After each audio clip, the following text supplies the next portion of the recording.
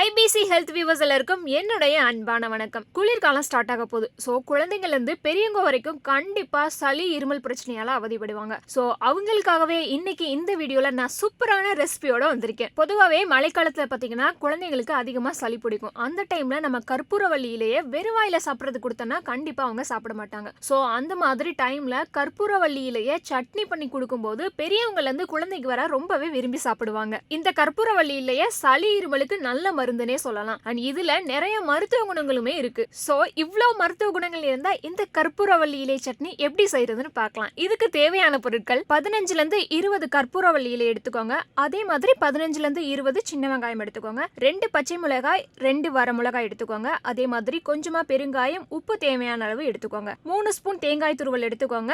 கொஞ்சமா இஞ்சி, 2 ஸ்பூன் நல்லெண்ணெய் எடுத்துக்கோங்க. 1 ஸ்பூன் உளுத்தம்பருப்பு, கொஞ்சமா கடுகு, கொஞ்சமா கருவேப்பிலை. இப்போ ஒரு கடாயில கொஞ்சமா நல்லெண்ணெய் சேர்த்துக்கோங்க.